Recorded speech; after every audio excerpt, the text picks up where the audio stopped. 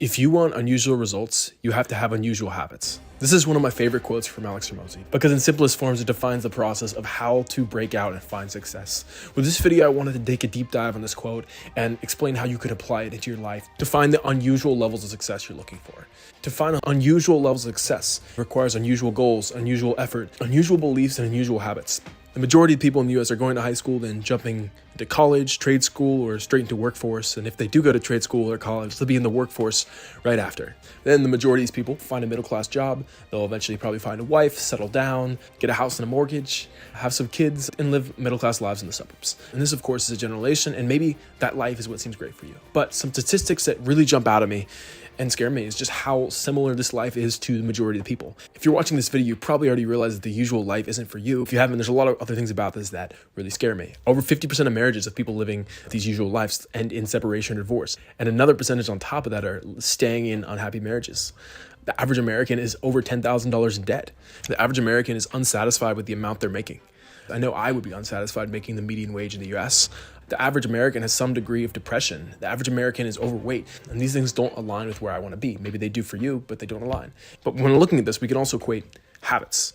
And the average American drinks throughout their adult life, watches TV and plays video games, has limited physical exercise, has a poor diet, doesn't meditate, invests little time in growth and their own ideas. They settle down early, whether that's a job or with a wife, and they engage in porn, and there's no reading. When we see how the average American's life turns out and we see their habits that we can live, we can see the correlation between the habits they put in and where they get. A lot of people see these habits around us and just equate them as being normal and being acceptable. But if you want to break out, if you want to achieve unusual levels of success, you can't have usual habits. You have to break out. So hearing all these things about how the average American is so unsatisfied can seem very depressing, but I hope it's motivating to you to see that being successful and breaking out isn't some magical formula. It's right in front of you. You have the instructions, but so many people choose to go the easy route and not even try, or if they do try, give up very early. Imagine you're in a brand new baking competition and all you have to do in the competition is bake a good cake and there's a judge judging your cake. But the catch in the competition is that no one in the competition has ever baked a cake before. People in the competition obviously know what cakes are, but no one has baked a cake before or has any baking experience. But you have a recipe and instruction right in front of you. But 85% of people are either looking at the recipe saying, oh, this is too hard and dropping out of the competition, maybe making a cake or two, failing, and then saying, this is too hard. I'm not the type of person who can make a good cake, and dropping out of the competition. And only 15%, if less, are sticking through and actually making it through the competition.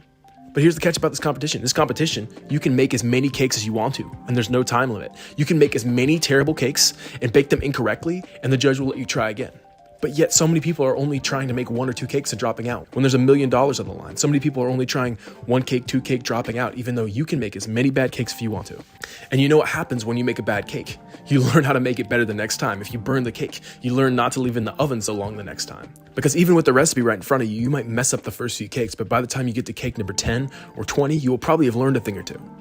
Most people are letting that first bad cake get to them and telling themselves they're not a baker. They're not the type of person who bakes cakes, or even just letting that recipe list scare them from even starting to make a cake. Just telling themselves stories about how it's not for them. They failed once and equate one failure being a cake to them being a failure as a baker.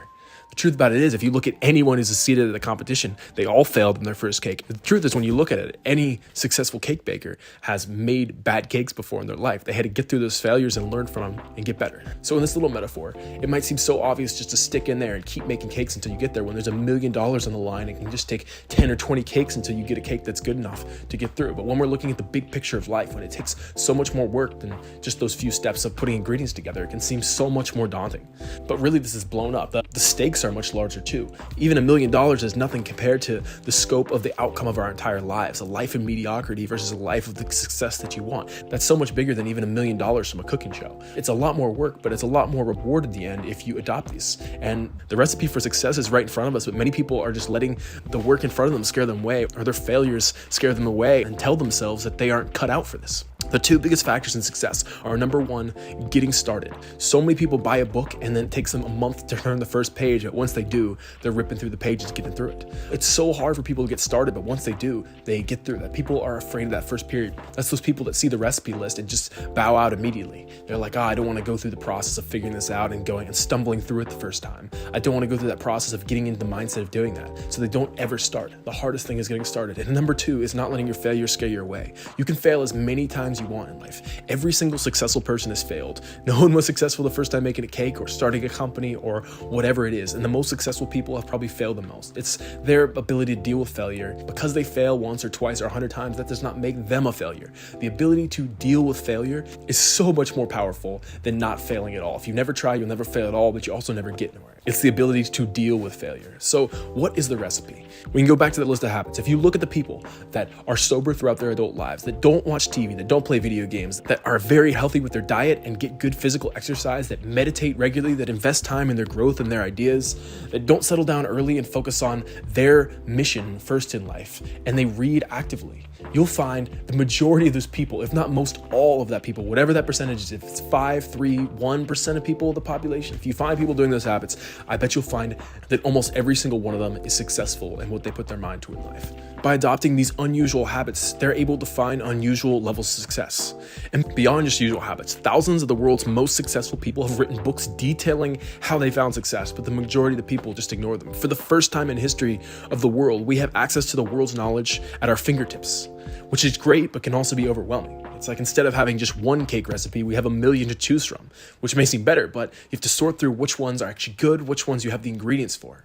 But once you figure it out, once you jump in there and start absorbing this knowledge and figuring out the next steps and pushing through, it's easy. It's so easy. If you get used to getting started, working hard, and pushing through failure, getting used to failure, then you can succeed. If you're in a competition where it doesn't matter how many times you fail, and there's no time limit, and there's more than one winner, the people that are successful at getting that $1 million, that are becoming successful, aren't just born a specific way. They are the people that are actually taking the steps to get started and pushing through for failures and not letting any failure stop them and pushing through. If you want unusual results, you need unusual habits and unusual beliefs. And for the most part, those unusual habits are listed out for you. It's all a matter of just getting started and pushing through failure. And those two biggest things defining success. And if you follow that, I'm confident you will find the levels of success you're looking for. If you like this video, make sure to go subscribe. We're posting a whole lot more content that's helping you out in your self-growth and business journeys. So if you want to hear more of that, make sure to go subscribe. We'll be posting a whole lot more in the next few weeks. I'll see you guys next video.